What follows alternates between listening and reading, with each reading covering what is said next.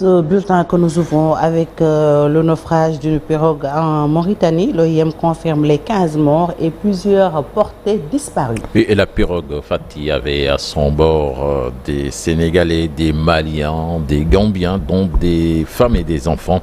L'Organisation internationale pour les migrations confirme donc la mort de 15 migrants, en plus de 190 portés disparus. Nous en parlerons tout à l'heure dans l'actu commenté. Et plus de 70 ressortissants sénégalais pris en otage dans le désert tunisien par des bandits.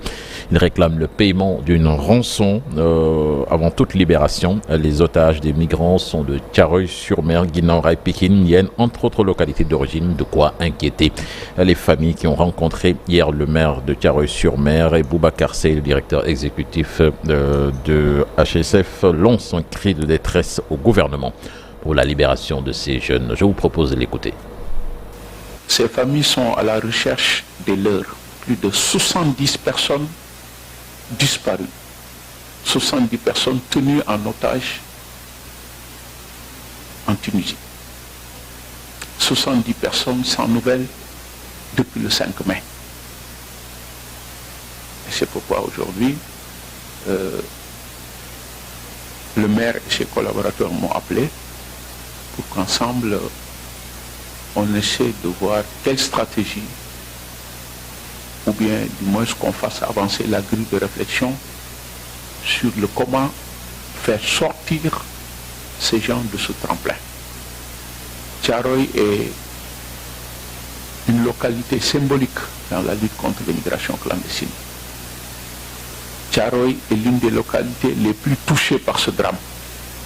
Des problématiques de paix, de sécurité et d'intégrité humaine. L'urgence est absolue. Il nous faut tous ensemble nous lever pour dire non. C'est l'heure des nouvelles perspectives panafricaines. Aujourd'hui, il faudra redonner de l'espoir. Nous devons nous donner la main pour stopper ce fléau.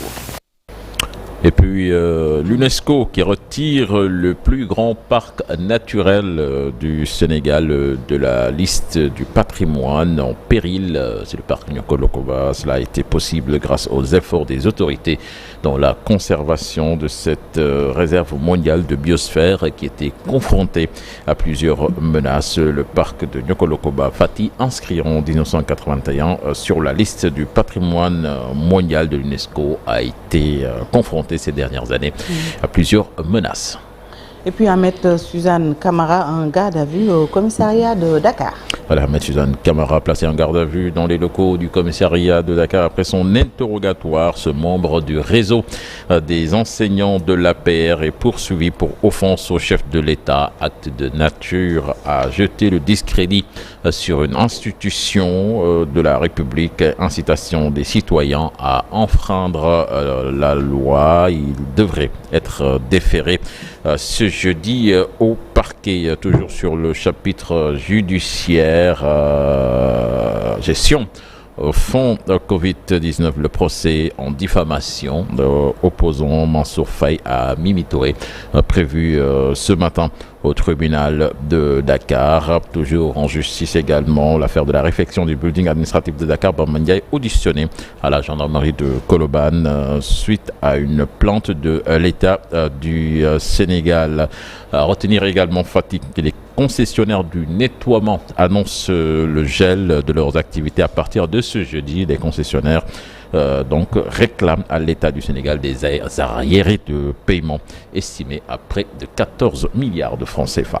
Et puis JO 2024, la délégation sénégalaise a reçu hier le drapeau national des mains de la ministre des Sports. La cérémonie s'est déroulée hier dans la soirée à Paris. Donc, non, deux porte-drapeaux nationaux qui ont reçu des mains de la ministre des Sports le drapeau national pour défendre les couleurs du pays lors de ces Jeux olympiques. Justement, le Sénégal qui va être représenté par 11 athlètes dans 7 sports. Parmi eux, le novice et grand espoir de la nation, Louis-François Mendy en athlétisme, les expérimentés Binta Diong et en escrime, Mbagnick Ndiaye en en judo comme tête d'affiche. Ils sont même les plus attendus pour succéder à Amadou Diaba sur un probable podium olympique.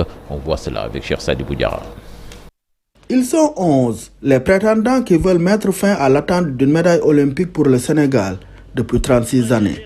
Des athlètes qualifiés majoritairement aux Jeux olympiques Paris 2024 du 26 juillet au 11 août prochain grâce à leur performance. C'est lui, François Mendy, le spécialiste du 110 mètres haies, qui donne le ton en compostant son ticket le 2 juillet 2023. Le champion d'Afrique au soir du 24 juin dernier au Cameroun et détenteur du record du Sénégal de la discipline est un des grands espoirs de médaille à Paris. Il est d'ailleurs porte-drapeau de la délégation, comme Kombe Sek, la suivante sur la liste. La 6 du club de Wakam a décroché sa qualification le 25 novembre dernier. Elle est obtenue avec le titre de vice-championne d'Afrique de canoë-kayak. Bokar Diop suit en février dernier. Le taekwondiste de 25 ans est aussi vice-champion d'Afrique, lui qui est classé 15e au niveau mondial. Le mois de février 2024 a également souri à Yves Boris, séiste de slalom.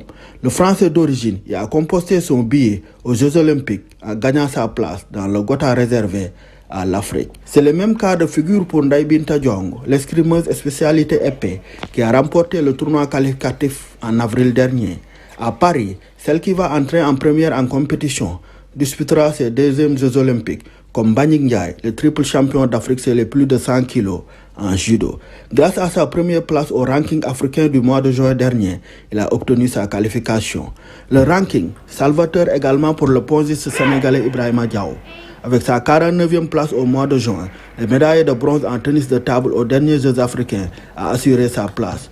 Champion d'Afrique au Cameroun en juin dernier, les athlètes Cheikh Tidiane Diouf aux 400 mètres et Salissar au triple saut sont les derniers qualifiés grâce à leur classement au niveau mondial. Les nageurs Oumy Diop et Mathieu Sey ont eux reçu des invitations pour participer aux Jeux Olympiques. Oumy Diop, vice-championne d'Afrique du 100 mètres papillon, va défendre les couleurs sénégalaises sur cette distance aux épreuves de natation, dans lesquelles Mathieu Sey sera au départ du 100 mètres nage libre, dont il détient le record du Sénégal. Avec 11 athlètes dans la délégation pour les Jeux d'été Paris 2024, le Sénégal réalise une nette progression. Reste maintenant à la rendre mémorable par des médailles. Et puis du jamais vu hier dans le tournoi de football de ces Jeux Olympiques de Paris 2024 avec le match Maroc-Argentine. Le Maroc qui s'est finalement imposé 2-1. L'Argentine qui croyait avoir égalisé à la 116e minute de jeu a été rappelée sur le terrain plus d'une heure plus tard après consultation de la VAR qui constate un but hors-jeu argentin. Donc l'arbitre fait jouer 3 minutes de plus dans cette affaire qui fait beaucoup parler en ce moment. Fati. Merci beaucoup, cher Tidiane, pour cette première tasse actu bien digeste. À présent, l'actualité hors de chez nous avec Maïmouna.